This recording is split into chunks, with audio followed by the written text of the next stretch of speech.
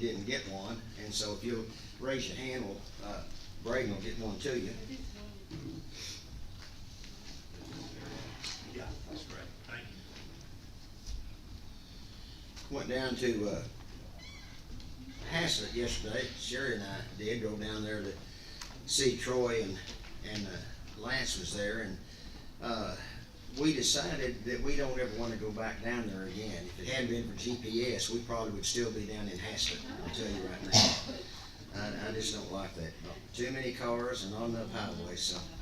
But Lance talked to, he called me this morning, and he said the conference was just tremendous, and they invited all these different, I think he said there were like 60 different congregations represented, if I understood right. But I said years ago that the way you get people to come to church is by feeding them. Well, that's what they were doing for that conference. They were feeding everybody. And so Lance and I visited a little bit, and I said, you know what we need to do this summer, or this fall rather, we need to have some kind of, we've been talking about having something in the tabernacle. And I said, why don't we do that, and we'll feed, we'll have to tell them we have a meal, but you gotta come and sing with us and visit with us for a while. And so we might try to do that this fall. That could be a good opportunity. In the book of 1 Peter, we've been studying there for quite some time, and I understand that. But I want us to finish that up, get into the second chapter instead of the first chapter, and I decided I'd do it just a little bit differently because we were talking yesterday, one of the men that came with Troy, I don't know if he preaches there with Troy or he preaches another congregation there in that area, but we were talking, and I said, you know, the problem that you have in teaching, and my problem is I try to make it too analytical, and I don't think that does anybody any good. So I'm trying to kind of simplify. Not that you need it simplified, but I just don't need to. You don't need to know how to make the bomb. That's the problem. So anyway, going back to that 14th verse, and I just want to read those verses with you. 1 Peter chapter 1, verse 14 through 16. And he said, therefore, gird up the loins of your mind and be sober. And you know, the problem that a lot of people have is that we sometimes I think we try to over kill ourselves with our ways of trying to teach people how to do things. And we talked about this Wednesday night, but girding up the loins of your mind, it just simply means that you get rid of all the bad thoughts. You just put that junk out of your minds. And just focus on the thing that is in front of us. I think one of Satan's biggest weapons nowadays is to throw out all this confusion, all this hate, all this rhetoric that we read on social media and things like that. And we just need to get rid of all that stuff. And when we were going down there yesterday, I did pretty good going down there. I didn't really get upset with the traffic until we got ready to leave, and then I thought, oh my! And it just drives me crazy to be in that kind of stuff because I don't know where I'm at. I finally plugged in my GPS, brought us home, and it took us through the country. And I like that. That was by accident and by God, because I didn't need to be back on that highway. I guarantee you. So when Peter's telling us that gird up the loins of your mind, and your character can be changed. That's what he's trying to get us to understand. And you know, a lot of people, they want this one and done process as far as Christianity is concerned. It seems to me. They want to say, I believe in Jesus, and then that's the end of it. We don't have to do anything else. Well, that's not true. We know that that's not right. So God gave us this example, and that's what I really like about the New Testament, especially with Jesus' teachings. He gives us examples so we can visualize what things we're trying to learn. But whenever Jesus came to the world, he became that perfect example. If you will, sometime when you start reading, a lot of times people will read through the New Testament, every year or something like that. But if you just sit down and you read through the Gospels, and every time that you come across something that Jesus is doing, look at the example, the way he handles things. Because you don't find him being upset and flying off the handle and that sort of thing, or being overwhelmed. Yesterday, I'm not good with directions anyway. And so I didn't know east from west from upside down there. And thankfully, my little pickup has this little deal over there, and it says you're going east. Well, I trusted it. I didn't think it's right, but I trusted it. Well, that's what you have to. You have to trust God. You just have to put your confidence in Him and understand that He's going to take care of you. In 1 Peter 2:21, Peter makes a statement, jumping ahead a little bit. He says, "For to this you were called," talking about us as Christians, "because Christ also suffered for us, leaving us an example that you should follow His steps." And that's so simple. When I first started learning how to do some woodworking, my grandfather, my mother's father, he was a tremendous woodworker. And he showed me just some little simple things that I didn't know about it, how to handle things. Showed me how to run a lathe and things like that. Well, Jesus shows us in all the various ways that He had to deal with people, the people that He had to handle.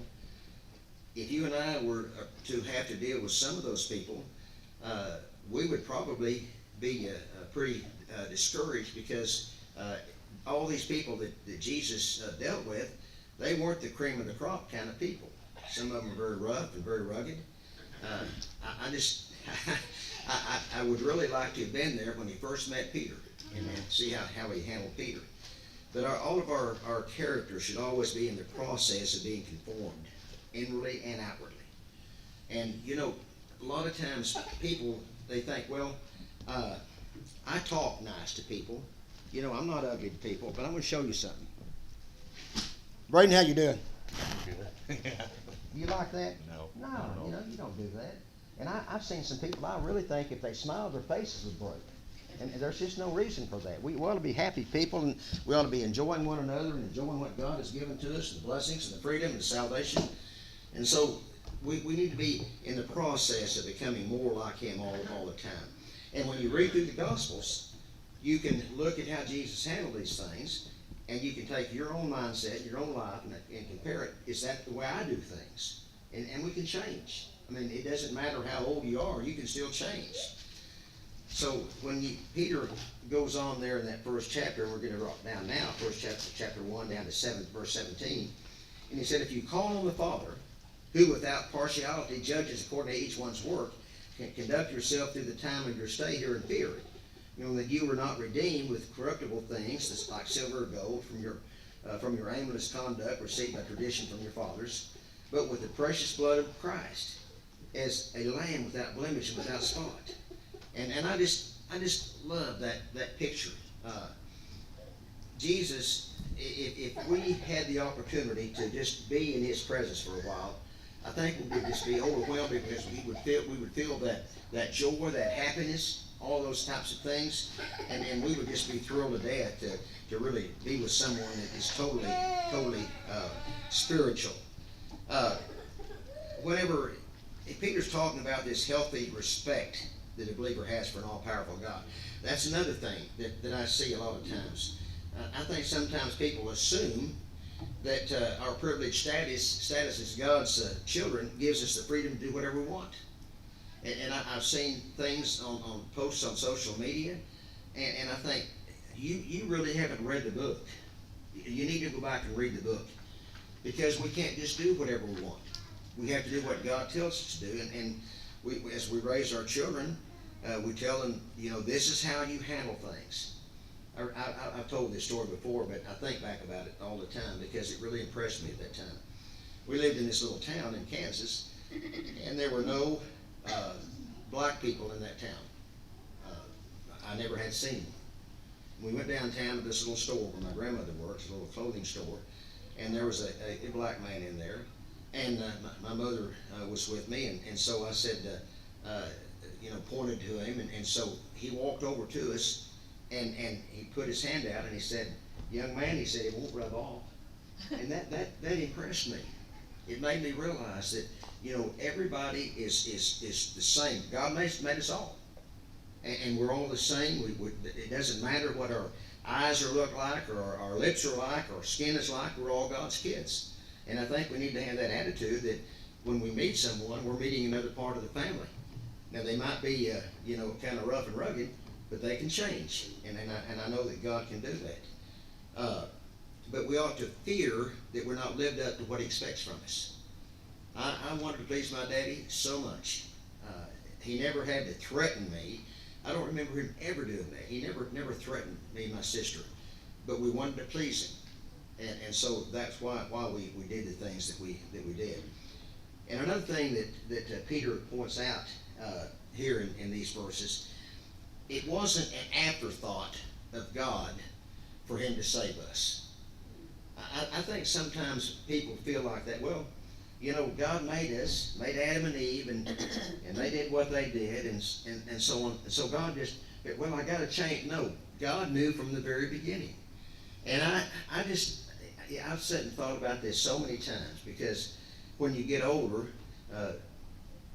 Lance asked me yesterday the name of this elder down in Keller. He was a principal at the elementary school where my brother went. And I said, I know it, but how soon do you need to know it? And it took me a while. Oh yes, now I remember. Well, God doesn't forget anything.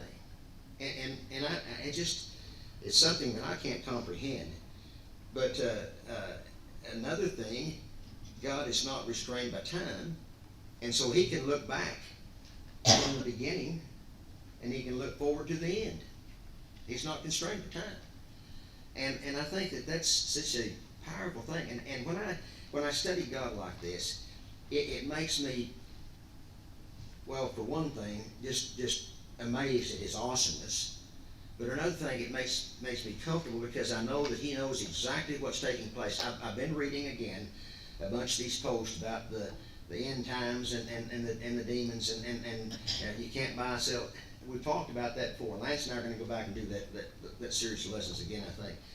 But they're trying to take spiritual teachings and make them real things.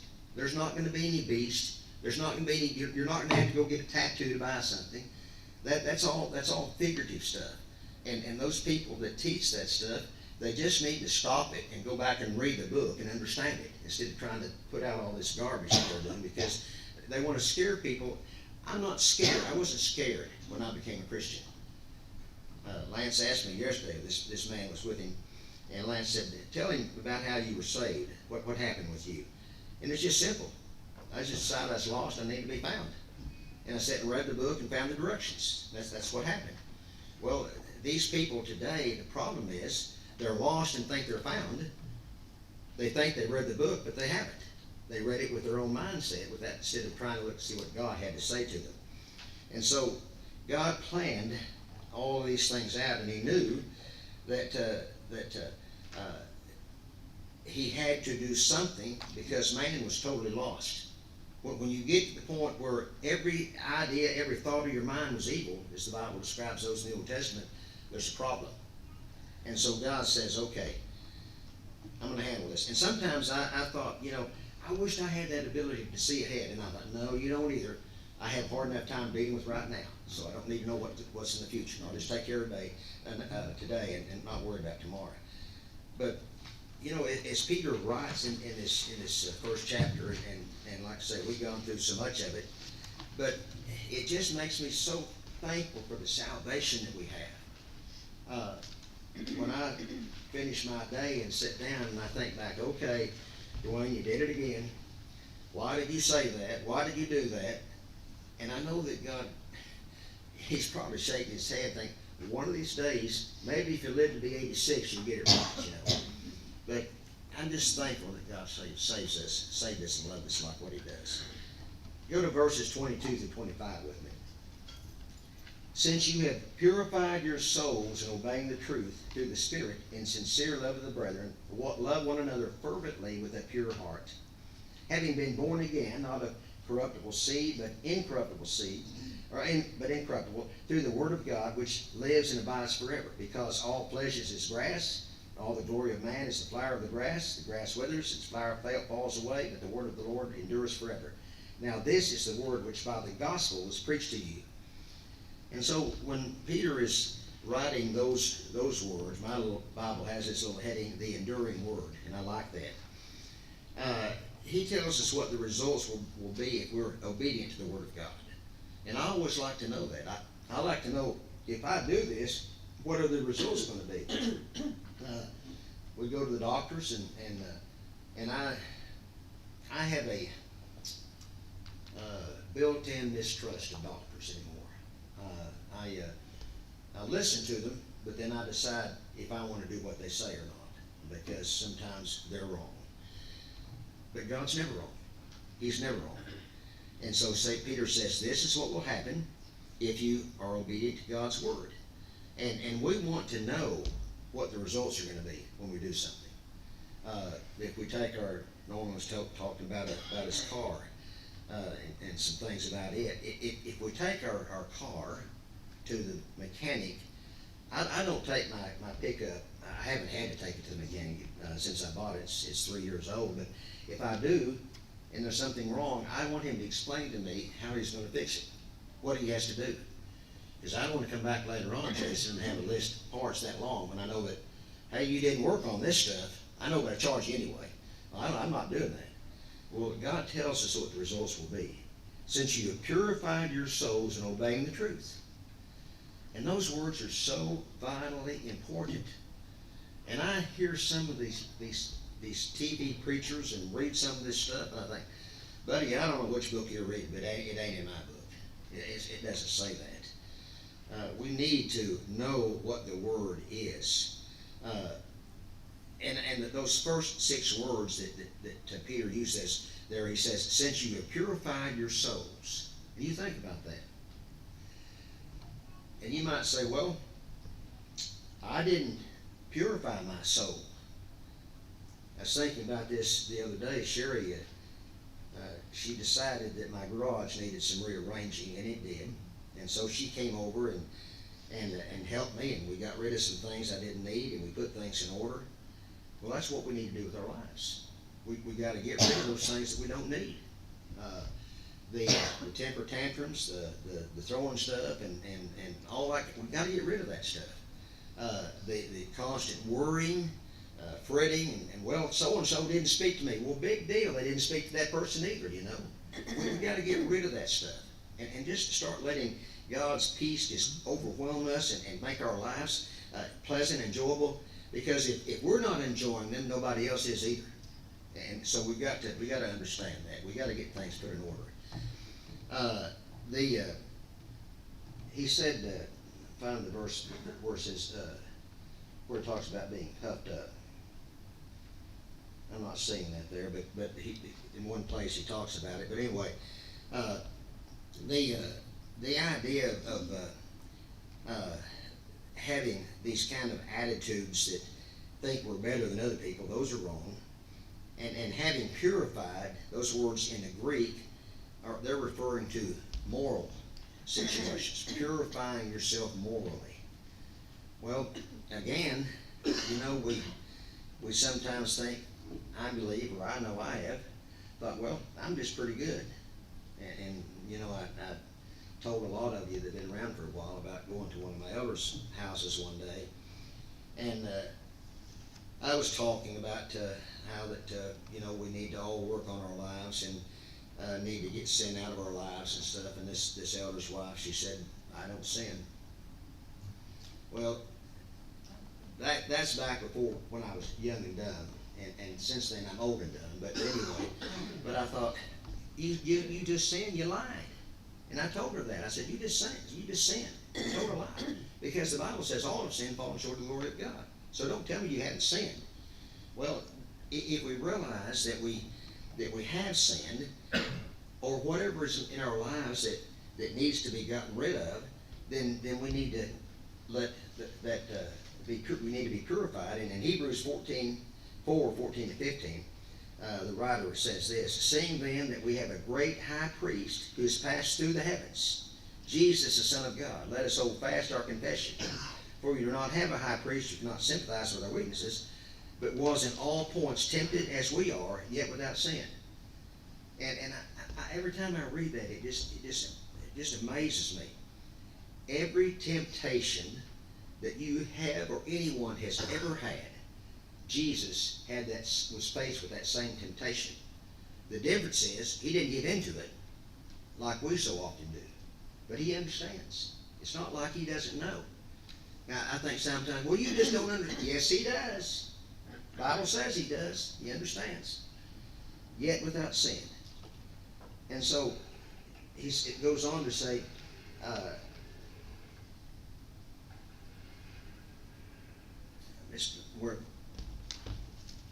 for we do not have high priest who cannot sympathize with weaknesses, in all points tempted as we are, yet without sin. Let us therefore come boldly to the throne of grace.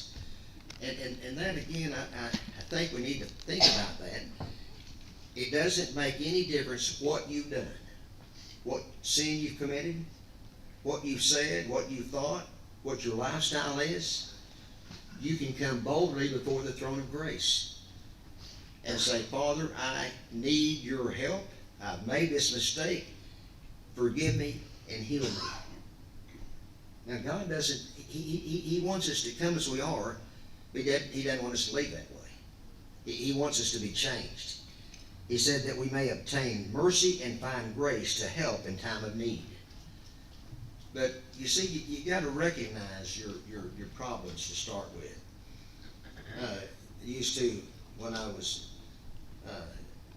other places, I had several different times couples that would come to me, and they were having marital problems. I'm not a marriage counselor, but I was married for a long time.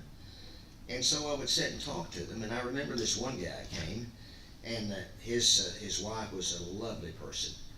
But this guy, his problem was he wasn't being true to his wife. And so when he came to me and another preacher, I said, the very first thing you need to do is you need to quit your sinning. You need to get rid of this other person, and you need to get your life straightened out, buddy. Well, he did. And they got back together and things were fine. But you see, I think sometimes we think, well, nobody knows, or it's okay, I'm just a man, that kind of stuff. God says, no, that ain't the plan. You get your life right, I'll forgive you and I'll help you give you the strength. Those words encourage me when I know that when I'm struggling with something in my life, Jesus understands. And because we've been purified, our love for one another can be sincere. And that's something else that I think that has really helped me over the years as I've read these words and thought about it and what Peter says here. I think most of us have known people in our lifetimes that you see them and they come up and just gush over you. Oh, I love you so much, and all this kind. And you're thinking, you really don't. I know what you said and I know what you did. Well, God's the same way with us. If I say, Lord, I love you, you're first in my life, He might look down and say, where were you last Sunday? So we've got to make certain that we're honest with God, because if we're not, He can't help us. You go to a doctor and the doctor says, well, give me your symptoms. Well, I really don't have any. I'm pretty healthy. Well, He can't do anything. You're not sick, so why are you here? Well, I think that God's sometimes the same way. Just tell me what your problem is, and we'll work this out together. And He will. He always will. There on that day of Pentecost, that you read about there in Acts chapter 2, verses 14 through 36, Peter preached probably one of the greatest sermons that have been preached. It wasn't tremendously long. It was just to the point. And I want to read just a few of those verses with you. We won't read the whole thing, but I want us to think about this just for a minute, because I think God got a point that I want to make that I think would help if we consider what Peter was saying. He starts off there as he's speaking to them, and he just says, so simply, let this be known to you and heed my words. They had heard this sound and so forth, and they were trying to figure it out. And so Peter explains it to them that in the last days God's going to pour out the Spirit on all flesh. And then he gets down to verse 22, and he says, Men of Israel, hear these words. Jesus of Nazareth, the man attested by God to you by miracles, wonders, and signs which God did through him in your midst, as you yourselves also know, him being delivered by the determined purpose and foreknowledge of God, you have taken by lawless hands and crucified and put to death. Now, I don't think I'd want to be there on that day if I was one of those individuals that had voted to kill Jesus. So Peter just puts it out there. And when he gets down to the end, he asks a question that has 4 words in it. Or they asked a question that had 4 words in it. They knew that they were in trouble. And so they said, what shall we do? That's all they had to say. Well, they'd heard about the purest act of love that ever had occurred in the history of man when Jesus went to the cross. There's never been anything like that before. Never will be again. And so they were ready to do whatever they had to do, without question. Today, it's like with the meeting that Troy and Lance are going to, they're teaching them how to go out and teach people about God. And the thing that they have to do when you do that type of work, the door knocking work, there's several things in it that I've taught over the years. Number one, you've got to be sincere. Those people need to feel like that you really do care. You're not just there just to put another notch in your gun. Another thing that they're looking for, they're looking for hope. You know, if you go up and meet somebody, Braden's been working with some different ones, and I know that he can understand this. If you go up and meet someone and you want to talk to them about Jesus, if you go up and beat them over the head with a hammer, you might just walk away. If they feel like you really care, you're really concerned, you really want to help them, you're there to help, you're not there to condemn, and that's what Peter did on that day. He just gave them the facts. He said, this is what you've done. And so they come to the point they realize, hey, we really messed up. So what shall we do? And that question is, it resonates with every person. Many times people will argue, even though that they realize that they have a need for change, they don't want to make any changes because their pride won't allow that. They have to admit that they're wrong about something. And so, you know, we should want to do all that God has asked us to do and more. And more. I think, again, we have today we have a situation where people say, well, I want the easiest way. I want the clip notes to salvation. Well, I'm sorry, but they don't exist. And Peter used this word fervently. And that word in the Greek, it's a neat word. It's I never can say it, ektenos, E-K-T-E-N-O-S.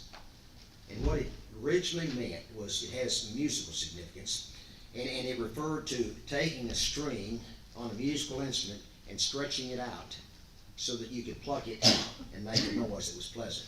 That's what it referred to. And so what Jesus, or what Paul is telling, Peter's telling them here, is that you need to have your love, you need to put some effort into your love. It can't be just this false stuff. I had an aunt that I loved so much. But, I mean, when she would smile at me and say, I love you, I think, no, you really don't. I know you.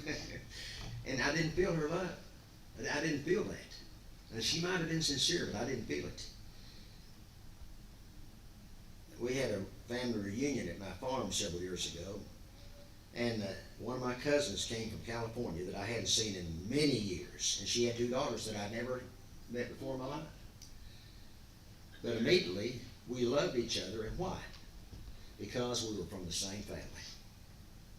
Well, every person in the world who is a Christian, we're all part of the same family. God's only got one family. Doesn't have 40, he's got one. You look at the denomination world, they have you believe, well, there's got 500 families. No, he's just got one family. And he tells you how to get in it here in this book of Acts. But some people are not part of that family because they made a choice not to be. And so those are the people Peter's talking about down there in verse 24. And this is kind of again, I love the way that Peter teaches this. He says in verse 24, he says, because all flesh is as grass. So in other words, you got two kinds of people. You got people that are Christians, followers of God. You got those who aren't. And those who aren't of the flesh. They're not spiritual, they're of the flesh. And he says, and the glory of man is the flower of the grass. And again, you know, you'll have man that, well, look at me, I've done this, I've accomplished this, I'm the president, all this. That's show, a show. He says, the grass withers, and its flower falls away. And so he's saying, look, the world can't do anything for you. That this physical body has an expiration date. It wasn't intended by God to last forever. It was, God intended for us to replace it with a new body. And so over there in Isaiah 46-8, Isaiah wrote these words. These are the words that Peter was quoting right here, but I'm going to go read from Isaiah. He said, the voice said, cry out. Or earlier the verse said, the Lord has spoken. The voice said, cry out. And he said, what shall I cry? All flesh is grass, and all its loveliness is like the flower of the field. The grass withers, the flower fades, because the breath of the Lord blows upon it. Surely the people are grass. The grass withers, the flower fades. But then he says the same thing here in Isaiah, because Peter's quoting from it. But the word of our God stands forever. It stands forever. And you know, I see these people love to try to figure out ways to get around doing what God said. And one of the ways they've tried to do that is we'll just change the word. We'll just change the word. The Septuagint version was the one that the writers of the New Testament used primarily. And you know, I like the New King James Version. I like the Revised Standard Version. People argue about which one to use. I think both of those are good, but I want a word-for-word translation. But when you come along and you start taking, I'm going to write my Bible myself the way I like for it to say, and change it up. And even if you don't do that, you know, physically, people do that in their mind. And I've heard some of the stupidest statements made. People, well, God does this, and God said, God don't care if you. Yes, He does. He's got a standard. When I worked as in a machine shop there at, back then it was General Dynamics, and we would get a drawing, and we would get a piece of material, and we were supposed to take that piece of material and make a part out of it. And there were tolerances established, and when you got through with your part, your boss would come by and check it, make sure you're doing it right, and then you make the rest of the parts. But all those parts got checked, and if they weren't according to standards, they got rejected. Well, God's no different. He's got standards, He's got rules, He's got things that He wants us to do, and so we need to do it. And so if we don't follow the rules, then we're not going to be acceptable to God in eternity, in the judgment. I'm going to stop there, and if anybody got any comments or questions, we'll be glad for you to throw it out.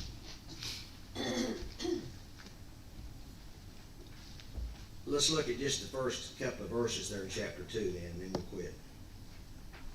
When Peter got through with that first chapter, talking about how that the word of the Lord endures forever, he says, therefore laying aside all malice. And, you know, one of the greatest weapons that Satan has, I think, is he has the ability to get people to forget the things they really need to know and not forget the things they need to forget. And so, you know, we'll have something happen, and I've seen this in the church. Somebody does something, and you know, I don't care who the person is, I don't care what the position is or who they are. Every person has the potential to say something wrong and do something wrong. That's just because we're people. But I've known people, well, he said so-and-so, I'll never go back to church again. Okay, so because that man said something, you're going to turn your back on God's son. That makes no sense to me. I'll just go find me another church. Well, unfortunately, every place you go is going to have the same thing. You've got people in it that are fallible. And so God says, just lay aside the malice. Don't hold on to that stuff. And then he goes on, he talks about deceit, hypocrisy, envy, and all evil speaking. And so in other words, to me, what he's saying is, malice, if you don't lay it aside, he said deceit, hypocrisy, envy, all evil speaking, those are all the same thing. They're all sins. But he says just lay that stuff aside. Just don't worry about it. Now, he also says don't participate in it. And so we have to remember that. But he says, as newborn babes, desire the pure milk of the word that you may grow thereby. I studied that verse quite a bit because there was something about it that kept bothering me. And I found this little Bible that I got back in 1973 when I went to Graham to start preaching. I bought me a new Bible. It's a King James Version Bible, Holman Study Bible. And I found that thing. And it's pretty well worn. Been a lot of places. But I opened up that Bible to this verse. And there was a little difference in the verse, the way that it was worded in that Bible, and so I studied it. And what it said was, as newborn babes desire the pure spiritual milk. And that makes a difference to me. You can pick up somebody's commentary or devotional Bible or things like that, and they have the license to change whatever they want to change. Never saw it, but there's a Bible I was told one time that said that God was a woman. You got a politician running for office that thinks the same thing. They're both wrong. And so when you want the spiritual milk, you want to have the absolute purest truth that there is. And so when you study, if you see something like I saw there and thought, well, I don't know about that, do some more study. My instructor in preacher school, he said, when you find some place where you think there's a conflict, he said that's where you start studying. And I found that to be so true. Now, God's word is right. It's true. But we read something, when I read that, and they didn't do something wrong. They just didn't translate the word the way it should have been. But if I hadn't gone back and studied, I wouldn't have found that. And so when you find something you say, I don't understand it, start studying there. Because you'll learn some stuff. I'll guarantee you. And he said you need to lay aside all those things, and as newborn babes desire the pure milk of the word. I know some people that they say, well, I don't ever read the Old Testament. We're not under that. No, but there are things in there that God taught us and teaches us that we need to think about. And so I read them all, old and new. I think a lot of people would be better off if they spent time doing that, quit reading the book of Revelation, but this is my opinion. He said that you may grow thereby, if indeed you tasted that the Lord is gracious. And if you realize how gracious God is, you're going to grow because you're going to want to please the Father. We'll stop there and we'll pick that up next Wednesday night. Thank y'all. Get down. You can run mine. Look, it's freedom. You got freedom. You got freedom. Go. You don't want to have that. Hey, buddy. Yeah, I love you. Yeah. You're so pretty.